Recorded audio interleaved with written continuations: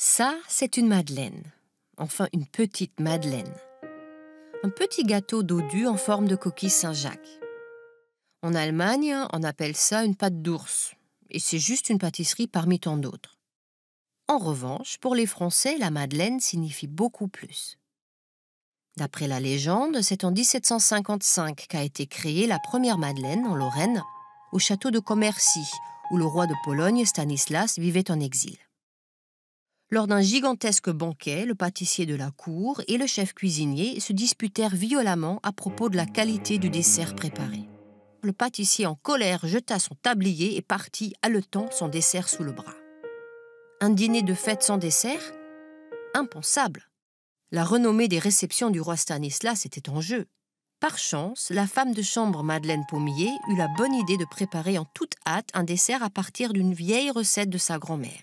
Ces petits gâteaux à base de sucre, de farine, de beurre, d'œufs et de zeste de citron plurent tellement à Stanislas qu'il s'en quitte aussitôt du nom de la savoureuse pâtisserie. Comme elle en était dépourvue, le roi la baptisa du nom de cette femme de chambre si maligne, Madeleine de Commercy. Stanislas dévoila la recette à sa fille Marie, la femme de Louis XV, qui la fit connaître à la cour de Versailles et par ce biais à la France entière. Et pourtant, cette fameuse Madeleine de Commercy serait restée un vulgaire gâteau parmi tant d'autres, aussi banal qu'un croissant ou qu'un éclair au chocolat, si l'un des plus grands écrivains français, Marcel Proust, ne l'avait immortalisé au début du XXe siècle dans son œuvre « À la recherche du temps perdu ». C'est en effet le goût d'une madeleine qui évoque soudainement au narrateur Marcel le souvenir de son enfance heureuse à Combray. Je portais à mes lèvres une cuillerée du thé où j'avais laissé s'amollir un morceau de madeleine. Mais à l'instant même où la gorgée, mêlée des miettes du gâteau, toucha mon palais, je tressaillis, attentif à ce qui se passait d'extraordinaire en moi. Un plaisir délicieux m'avait envahi, isolé, sans la notion de sa cause.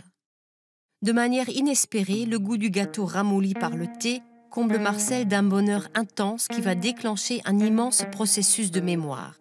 Ainsi jaillit des profondeurs de son être un temps qu'il croyait perdu, celui de son enfance. Depuis Proust, la petite Madeleine est entrée dans le langage courant.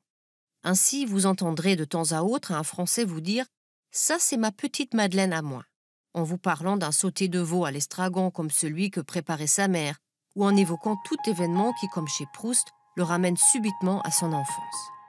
À propos, Proust avait tout d'abord eu l'intention de tremper dans son thé à la place d'une madeleine une insignifiante tranche de pain grillé. C'est ce qu'on peut lire dans les brouillons de la recherche.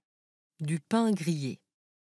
Heureusement, Proust a saisi à temps qu'il fallait toute la douceur de la madeleine et toute la rondeur de son appellation, Madeleine, pour que l'image soit assez sensuelle pour frapper définitivement les esprits français et passer ainsi à la postérité.